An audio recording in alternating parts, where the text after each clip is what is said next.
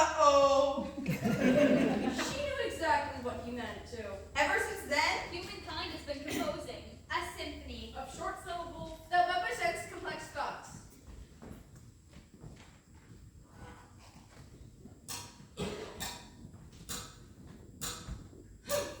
Uh-oh. oops, Uh-oh. Ouch! Uh-oh. Huh? sheesh, in Uh-oh. Ouch! Uh-oh. yikes, Uh-oh. Uh-oh.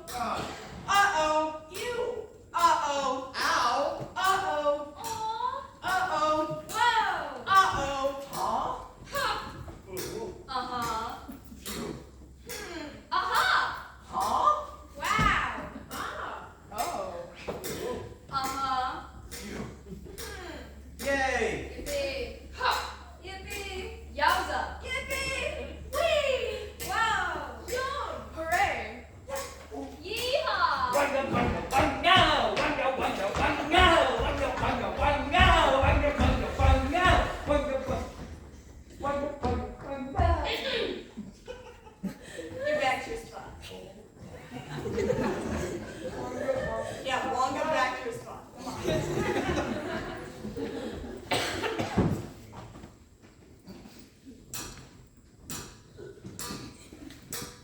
Yada yada yada yada. Huh? Oops! Uh-oh. Blah blah blah blah. Huh? sheesh, ha, duh, Ho hum. ho hum, huh, Huh? huh, huh? Uh-oh. Uh-oh. uh-oh, uh-huh, Uh-huh. uh-huh, Oh, wow. Oh, wow. Oh, wow. uh-huh, Uh-huh. Uh-huh. Uh-huh.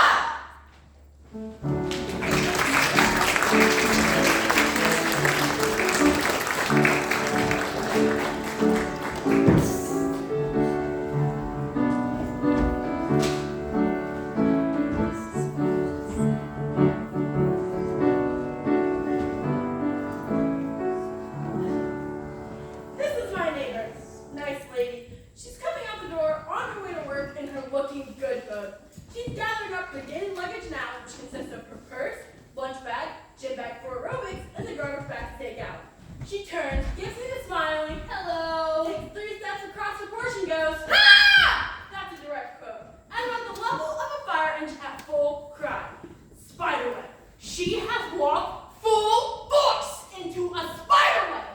And the pressing question now, of course, is just where is the spider now? She's flinging her bags in all directions and does a high kick jitterbug sort of dance.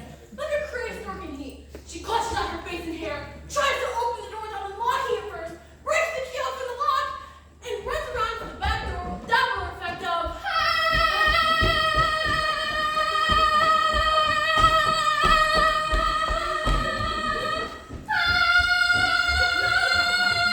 Yep, just like that. Now, a different view of the scene. This is the spider. Rather ordinary, medium gray, middle-aged lady spider. She's been up since before dawn working on her web, and all is well. Nice day. No wind. Dew point just enough light to keep things sticky. She's out checking the moorings and thinking about all the little gnats she'd like to have for breakfast. Feeling good, ready for action. All of a sudden, all hell breaks loose. Earthquake, tornado, volcano. The web is torn loose and wrapped around a frenzied, moving haystack. And a huge piece of raw painted meat is making a sound the spider has never heard before. It's much too big to wrap up in layer and moving way too much to pull down. Jump for it, hang on and hope, dig in. Human being. She has caught a human being. And the pressing question now is, Where is it going? And what in God's name will it do when it gets there? The neighbor lady thinks the spider is the size of a lobster and has big rubber lips and poisonous fangs. The neighbor lady will probably strip to the skin and take a full shower and shampoo just to make sure it is gone. And then she put on a whole new outfit just to make sure she's not inhabited. the spider? Well, if she survives all this, she will really have something to talk about. That one that got away was this big. There is a song about spiders. Everyone knows it.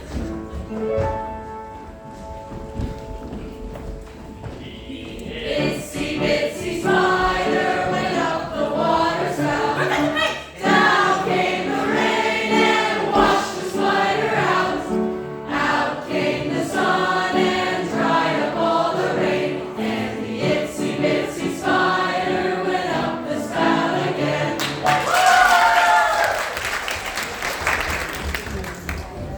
Why do we all know this song?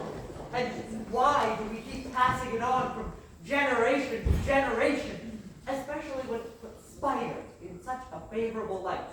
I mean, out of all the times that have been sung, have you ever heard anybody go, "Ah!" No. Maybe because it puts life adventure in such a clear perspective. Humans have been surviving disasters and catastrophes for a long time. We are survivors, and we tell our kids about that. And maybe spiders do too, in their spider sort of way. The small creature is alive and looks for adventure. Here's the drain pipe, the long tunnel leading towards some light. The spider doesn't even think about it. Just go. Disaster befalls it. Rains, floods, powerful forces, and flushes the spider down far beyond where she started. Does the spider say, Just forget it. no? Sun comes out, clears things up, dries off the spider, and the small creature goes back over to the drain pipe, looks up, and thinks, I really want to know what's up there. But the spider is a little wiser now. She checks the sky first, looks for better toeholds, says a spider prayer, and heads on up through mystery Towards the light, and wherever.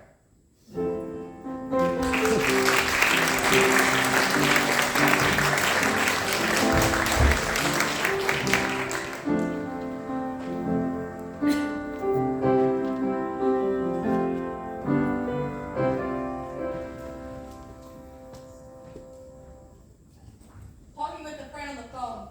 She has a case of the mid-semester spiritual rot and a terminal cold she's had for months.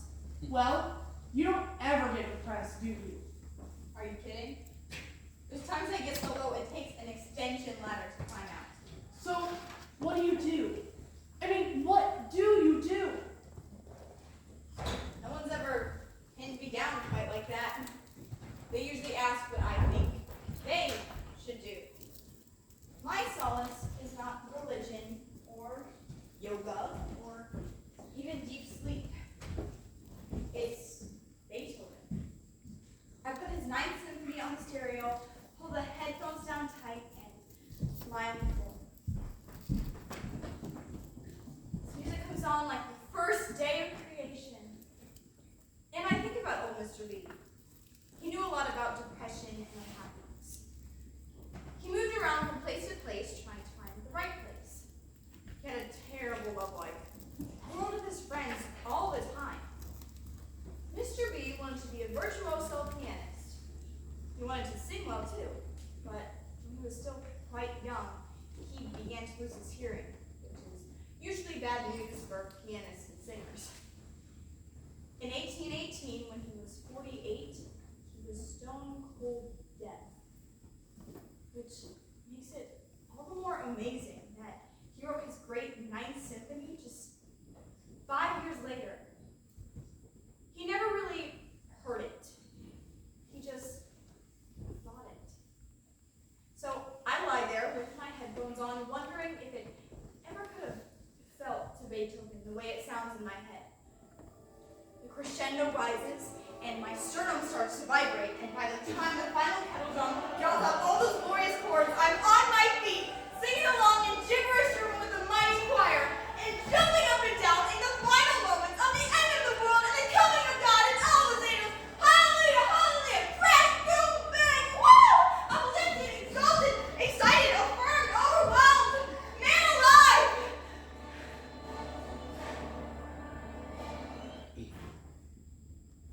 Out of all of that sorrow and trouble, out of all that frustration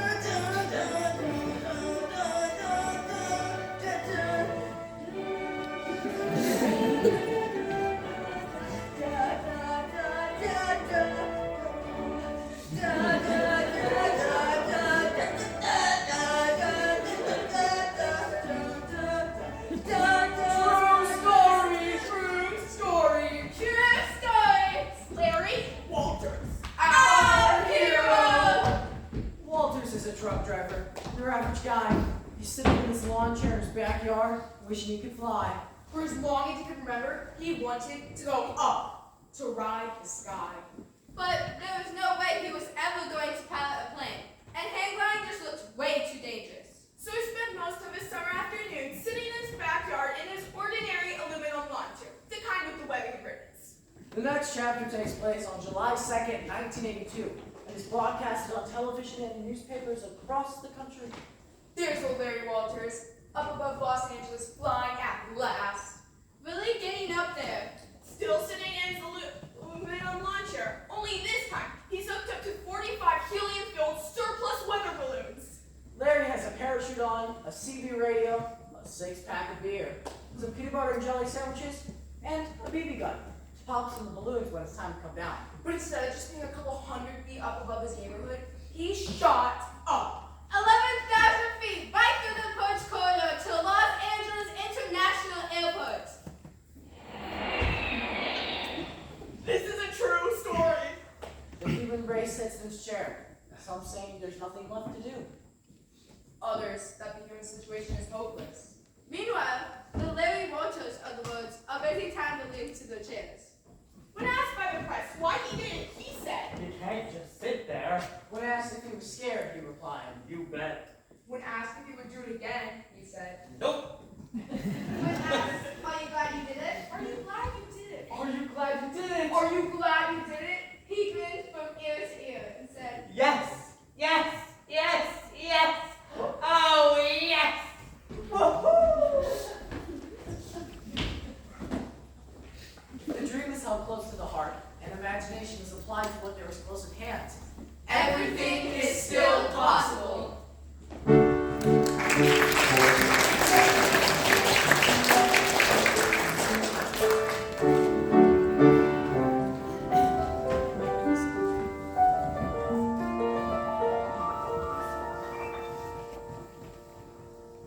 what do you do? What do you do? Your basic strangers on a plain question. Fill in the blank. Marked occupation. Describe your daily grind. Say what you're paid to do. And we'll know who you are. And how to deal with you. What do you do? Vice President of System Analysis at Unico. Okay, what is it you actually do? What would I see you do if I followed you around all day? Usually when I ask people this question, I get a little piece of paper like this. It usually summarizes their identity, name, company title, address, lots of numbers. Phone, email, fax, social media handles, a business card. I debated for a long time about getting one for myself, but I can't describe in a word or two the sum total of what I do. What do you do? I'm a singer.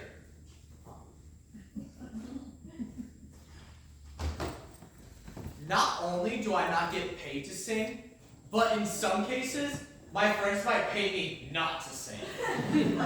Nevertheless, I love to do it. I love to sing while I'm in the shower, when I'm driving to work, while I'm at work. I love it. I loved it when I was young and my family had no musical standards. It didn't matter that we didn't always know the words or that we didn't have the tune just right. We just made it up. We singers are not thrown by technicalities. Singers are those who sing. Period. Yeah. What do you do? Now, is what I do my occupation? Or is it something larger and richer? More a matter of who I am? Or how I think about myself? You decide. Well, then I'm a prince. A prince. Yeah. This morning, my girlfriend said to me, sometimes you're a real prince. And you know what? I've been feeling princely ever since. What do you do? Marcel Duchamp, the sculptor and painter, who was a fixture in the world of fine art in the period before 1940, was quite frustrated by the implications of the what do you do inquiry. He would answer, I am a restaurateur, What is that? a breather. Oh. He explained he did more breathing than anything else, and that he was very, very good at it too. After that, people were usually afraid to ask what else he did. What do you do?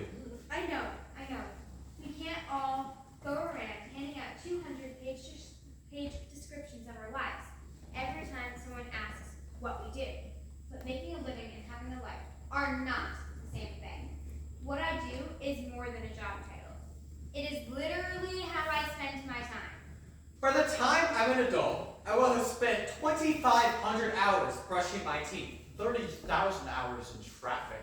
35,000 hours eating. 217,000 hours at work. And 870,000 hours just coping with odds and ends. Filling out forms.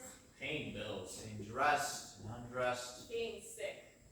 When you add it up, there is not a lot of time to spare. Somehow, in the middle of it all, you have to find the time to fit in the good stuff. So now, I have a business card. Finally figured out what to put on it. One word. Maggie. Drew. Jonah. Molly.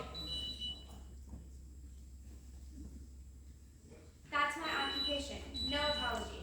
To be the most Maggie I can be, which means being a daughter, mother, sister, aunt. Who's also a neighbor, Confidant. Dreamer. wisher, Laugher. Singer. painter, Doctor. Burger slinger. And on and on and on. I am a living miracle. So are you. a full-blown three-ring circus. That's what we do.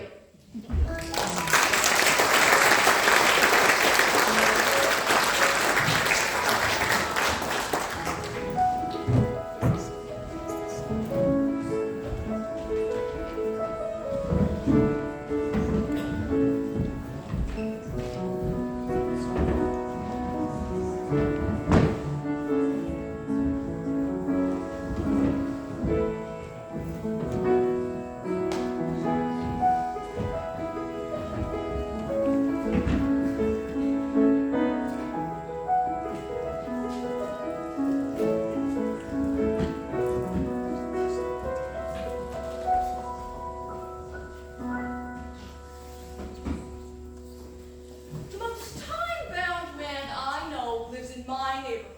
He's always in a hurry and always late. Always harassed and buzzed out.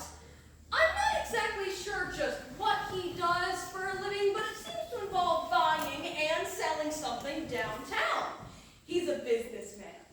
His choice of appropriate transportation is a brand new Range Rover, a vehicle built by the British for high adventure in the wilds of Africa. It is equally capable in steep canyons, quicksand, and blizzard conditions.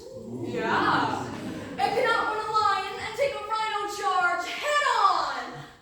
This particular Beltmobile is equipped with a winch, a fun rack, a CB radio, as well as an impressive stereo system, 2 cellular phones, a fax machine, and a coffee maker in the glove compartment.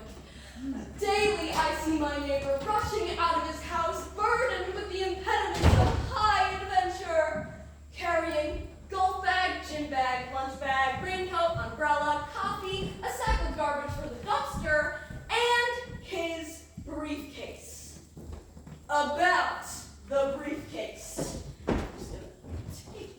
It is made of the purest, unblemished, belting leather. The best parts of the hides of 4 carefully selected cows who gave their lives so that he might carry this talisman of success. It has solid brass fittings, a combination lock, and his name embossed in drumroll please.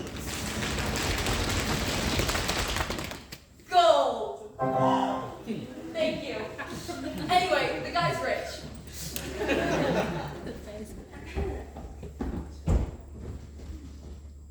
Liam. Thank you. So, it's a Tuesday morning around 7 o'clock on a fine day in June. A neighbor lady and I hit the street for work at around the same time. She's a social worker for the Episcopal Church and drives an 8-year-old Ford.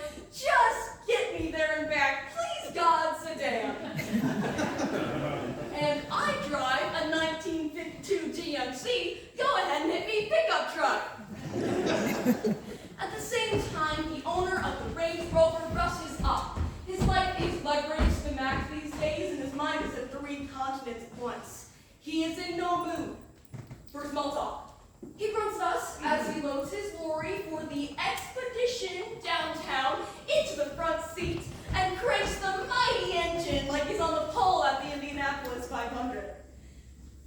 Uh-oh. Oh, he's left his coffee cup and briefcase on the roof of the Range Rover, and there they remain as he rolls away.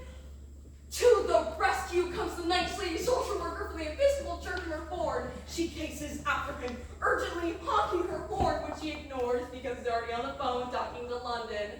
But finally, her unceasing honk, honk, honk, honk gets the best of him. He throws the phone to the floor of the car, leans out the window, and displays the middle finger of his left hand. No. But the lady is focused on her rescue mission and honks on while waving him to stop. I, in the meantime, try to be close behind as a kind of third float in this little parade. Likewise, try to get his attention with my horn. I sell Delio Model A. The combination of honk, honk, honk,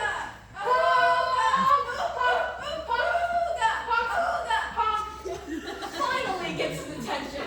He jams on the brakes, flings open the door of the Beltmobile, and tries to get out without first unlatching his seatbelt.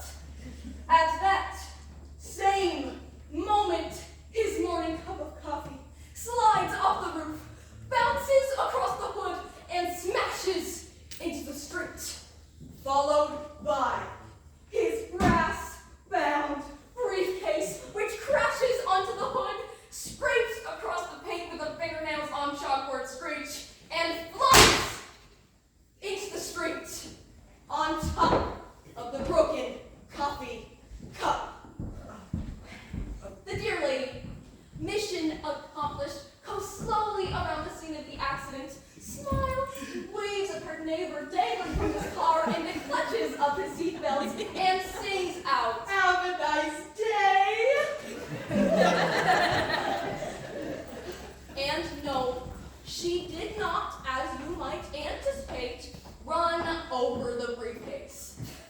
No, she did not. I did.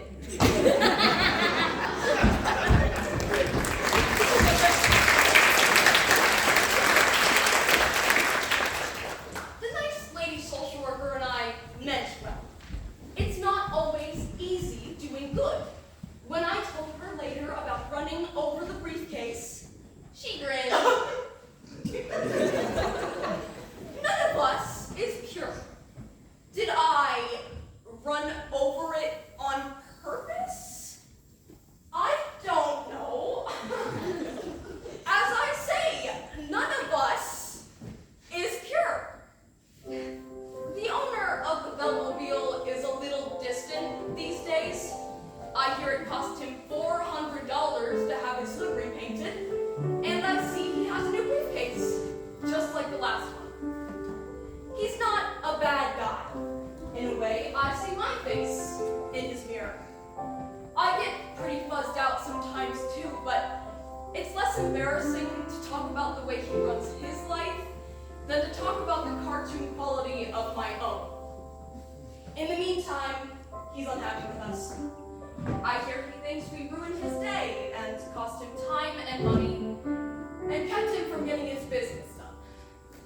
I can't speak for him, but when it comes to my own business, there's a very old profit and loss statement I'd like to keep taped to my wall.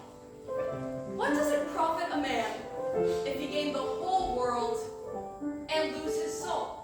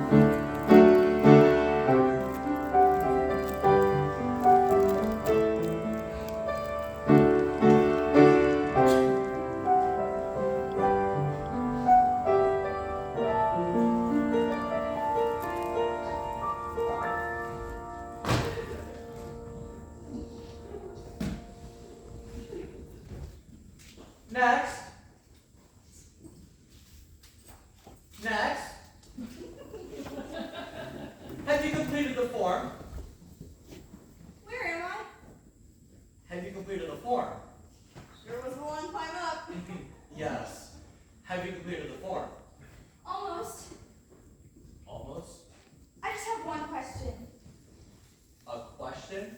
Yeah. Well, About this one blank. which blank? The one that says religion blank.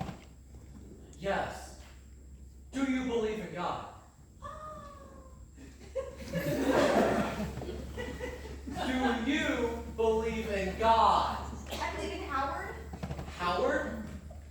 You believe in Howard? It all has to do with my mother's maiden name. Your mother's maiden name. Was Howard. And she was a part of this big family in Memphis. Sorry.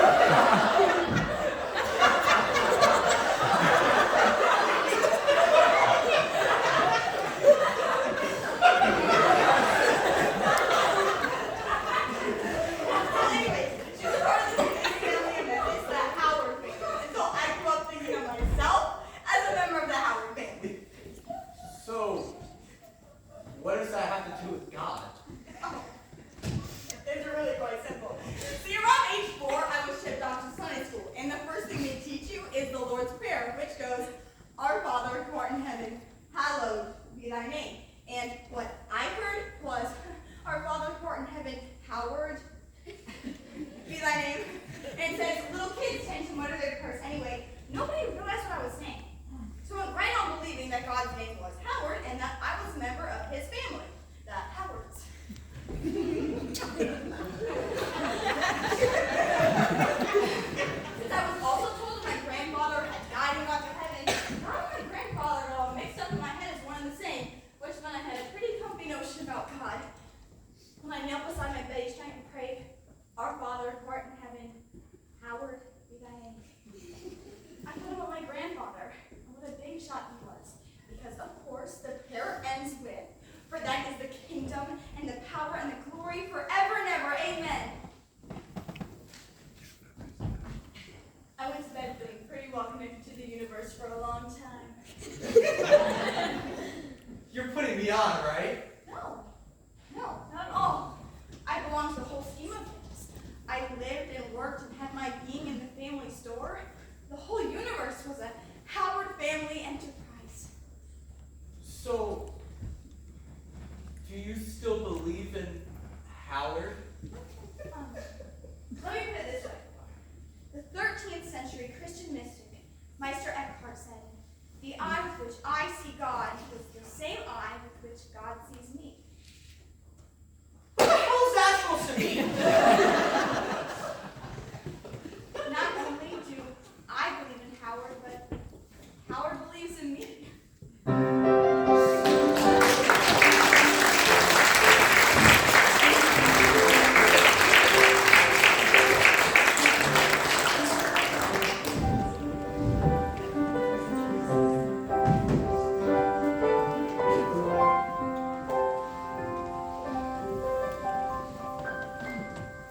It's February, and I have an appointment for a physical.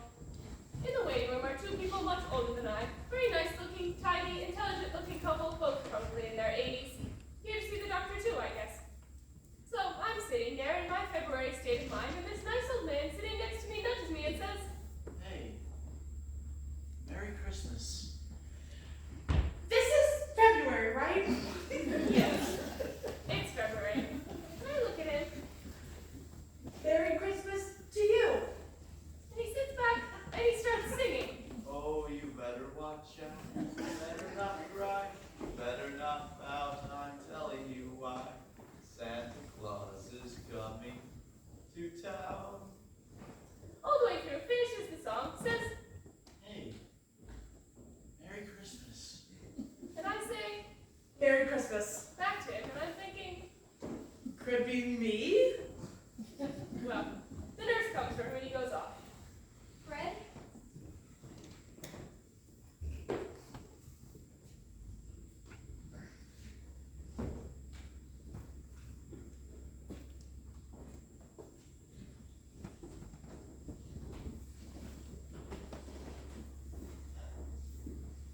We've been married for 6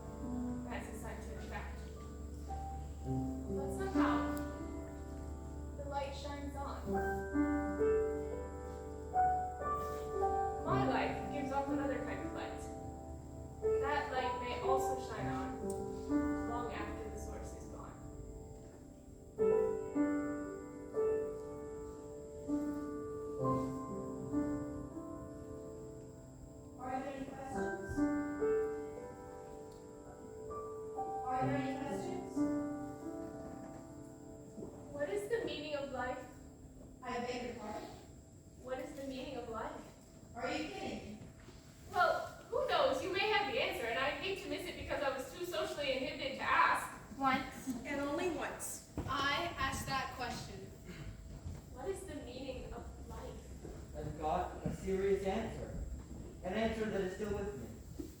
On the Greek island of Crete, near a small village on a rocky bay, is an institute dedicated towards human understanding and peace, and especially towards reconciliation between Germans and the natives of Crete. This spot is important because it overlooks a small airstrip where Nazi troops invaded an island and were attacked by peasants holding kitchen knives and hay signs. The retribution was terrible.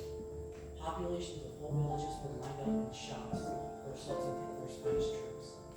High above the Institute is a cemetery with a single cross marking the mass grave of the native partisans. Across the bay on another hill is the regimented burial ground of the Nazi paratroopers. The memorials are placed so that all might see and never forget. Hatred was the only weapon the Greeks had left in the end, and it was a weapon that many vowed to never give up. In this historical place, where the storm of hatred runs hard and thick, the existence of an institute devoted to killing the wounds of war is a fragile paradox. So how has it come to be here? The answer is a man, Alexander Papaderos, doctor of philosophy, teacher, politician, son of this soil. At the end of the war, Papaderos came to believe that the people of Crete and those of Germany had much to learn from one another, much to give one another. For if they could forgive and construct a creative relationship, that any person on this planet could. Well, Papaderos succeeded. The institution became a reality, a conference ground on the site of horror, a productive interaction between the two countries. By the time I came for summer session, Alexander Papaderos was already a living legend. One look at him and you saw his intelligence, his strength, and his passion. At the end of the last session of the 2-week seminar, Papaderos rose from his chair in the back of the room and came to the front. He stood in the bright Greek sunlight cast out by an open window. We followed his gaze across the bay to the iron cross marking the German cemetery. He turned and asked, Are there any questions? Quiet, filtered the room. These last 2 weeks had generated enough questions for a lifetime, but for now, there was only silence. So I asked, Dr. Papaderos, what is the meaning of life? People laughed at the absurdity of the question, stirred to go. He raised his hand, stilled the room, and what he said went like this. When I was a small child during the war, we were very, very poor and lived in a remote village. One day, on the road, I came across the pieces of a broken mirror.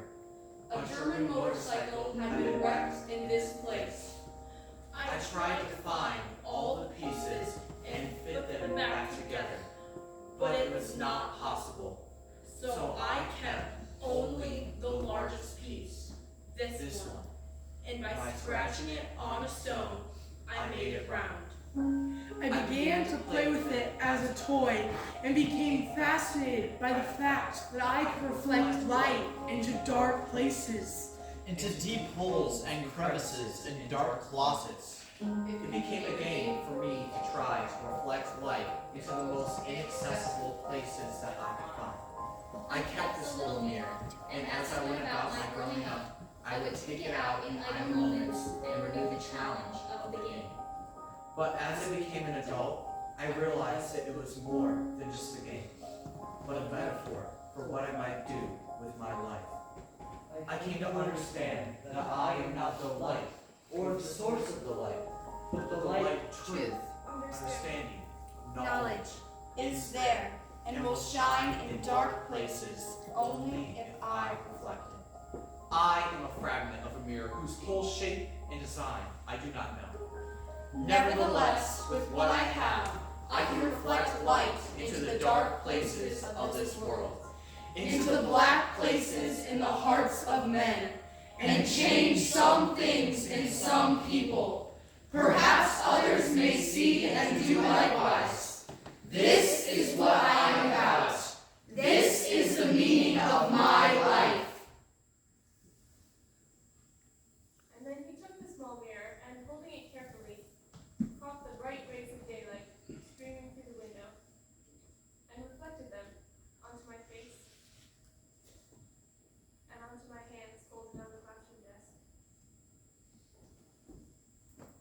questions? Are there any questions? Are there any Questions? questions? Are there any Are there any questions? questions? Are there any questions? Are there any questions? Are there any questions? There's no way to measure what these fragments are worth. Scattered moments of connection.